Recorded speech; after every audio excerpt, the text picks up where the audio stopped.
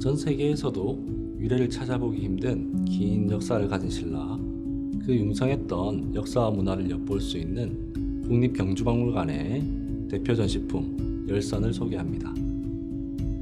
먼저 신라 하면 바로 떠오르실 만한 유물이 아닐까 싶습니다. 우리에게 에밀레종이라는 이름으로도 익숙한 성덕대왕 신종입니다.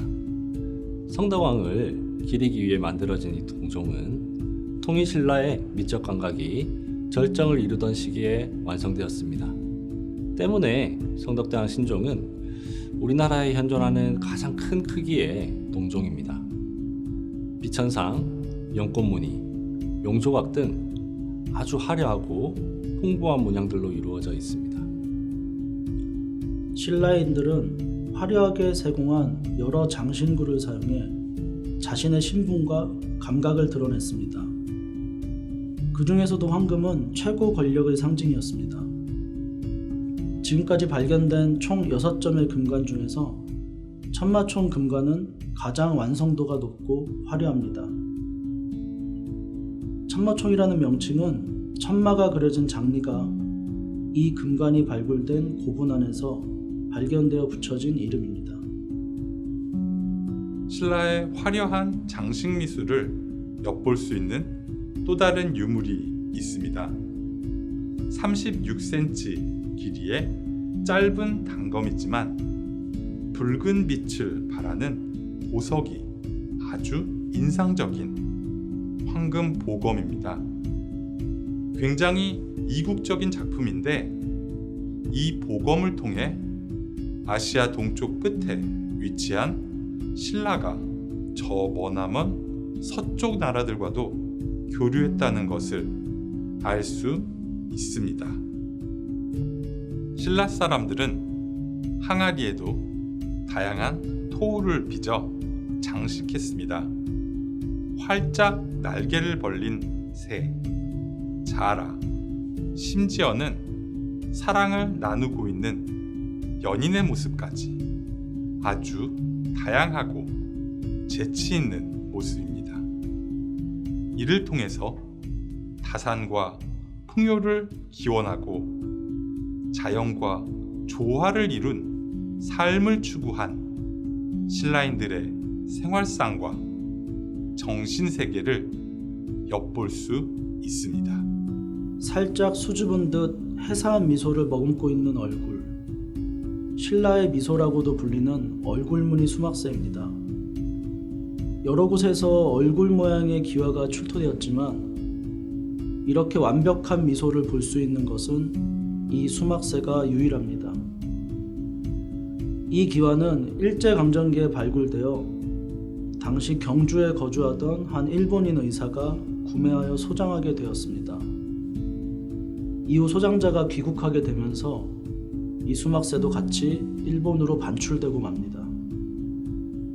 다행히도 박일훈 국립박물관 경주분관장의 권유로 이 기와의 소장자가 직접 박물관에 기증하게 되었습니다.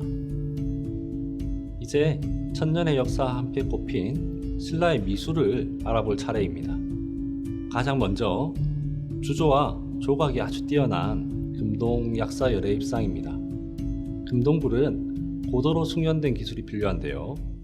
당시로서는 상당히 고가인 재료들이 필요했기 때문에 아무나 만들 수 있었던 것이 아니었습니다. 이 불상은 신라 3대 금동불로 손꼽히는데 융성했던 신라의 경제력을 가늠케 합니다.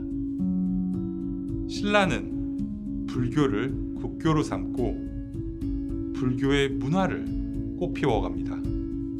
때문에 신라의 미술은 불교 문화와 밀접한 관계를 맺고 있습니다.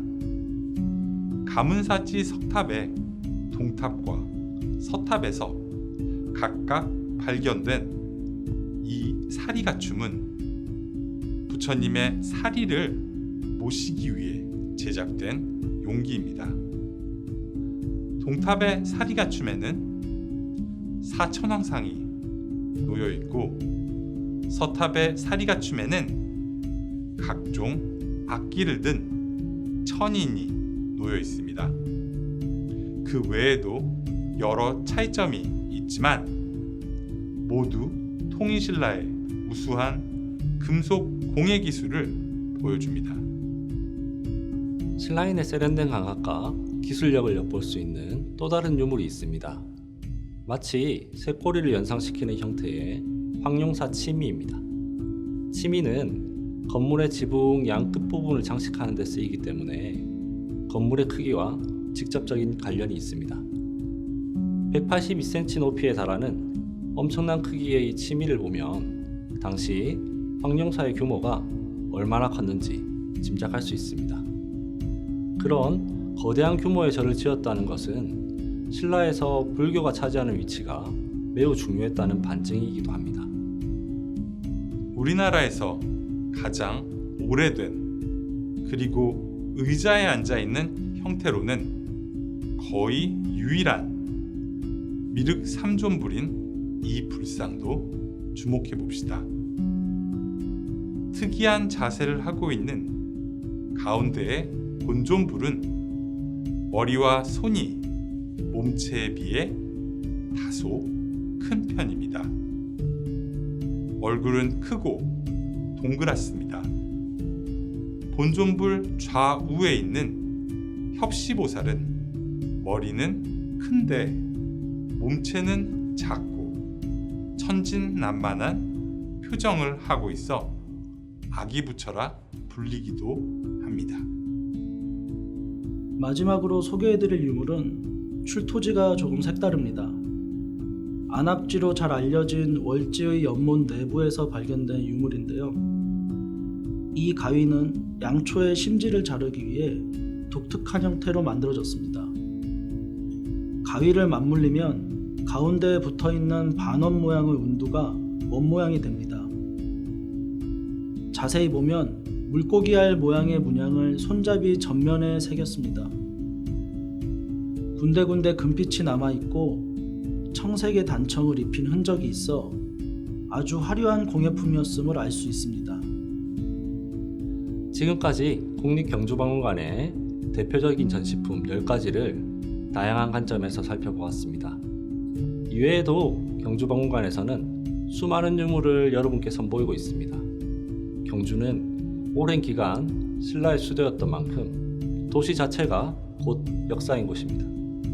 그곳에서 천년의 나라 신라의 이야기를 여러분께 전하는 국립경주박물관이었습니다. 감사합니다.